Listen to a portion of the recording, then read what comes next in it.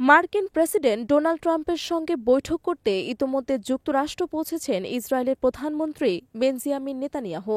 স্থানীয় সময় রোববার বিকালে ওয়াশিংটন পৌঁছেছেন তিনি।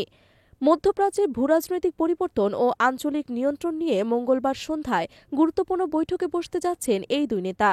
বৈঠকে গাজা উপত্যকা নিয়ে মার্কিন ইসরায়েলের পরিকল্পনার চূড়ান্ত সিদ্ধান্ত আসতে পারে বলে ধারণা করা হচ্ছে। তবে অনেক বিশ্লেষকরা মনে করছেন এই বৈঠকের মাধ্যমে হামাস নির্মূলে নতুন ফোন দিয়েছেন নেতানিয়াহু। টাইমস অব ইসরায়েলের প্রতিবেদনে বলা হয়েছে, নেতানিয়াহু ওয়াশিংটনের উদ্দেশ্যে রওনা হওয়ার আগে এক সংবাদ সম্মেলনে ট্রাম্পের সঙ্গে বৈঠকে কি কি বিষয়ে আলোচনা হতে পারে তার ধারণা দেন।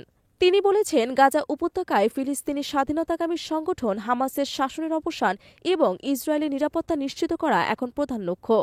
শক্তি প্রয়োগের মাধ্যমে আমরা মধ্যপ্রাচ্যের শান্তির বলয় সম্প্রসারিত করব এবং গাজার সংকট সমাধানের একটি কার্যকর পথ বের করব। ট্রাম্পের সঙ্গে নেতানিয়াহু একটি নতুন মার্কিন পরিকল্পনা নিয়ে আলোচনা করবেন, যার মূল লক্ষ্য গাজার জনসংখ্যা উল্লেখযোগ্য পরিমাণে কমানো। প্রতিবেদনে বলা হয়েছে, মার্কিন কৌশল অনুযায়ী গাজা থেকে ব্যাপকভাবে ফিলিস্তিনিদের সরিয়ে নেওয়া গেলে হামাস শাসনের অবসান ঘটানো সহজ হবে। এটি ইসরায়েলের নিরাপত্তার জন্য দীর্ঘমেয়াদে লাভজনক হতে পারে। তবে এই পরিকল্পনা আন্তর্জাতিক মহলে তীব্র প্রতিক্রিয়া সৃষ্টি করতে পারে।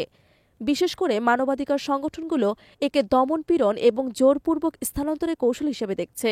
নেতানিয়াহু জানিয়েছেন, ট্রাম্পের সঙ্গে তার আলোচনায় মূলত তিনটি বিষয় প্রাধান্য পাবে। তবে এই বিষয়ে বিস্তারিত কিছু বলেননি তিনি। নেতানিয়াহু আরও বলেছেন, আমরা এমন একটি মধ্যপ্রাচ্য গড়তে চাই যেখানে ইসরায়েলের নিরাপত্তা নিশ্চিত থাকবে এবং সন্ত্রাসবাদ শিকড় গাড়তে পারবে না।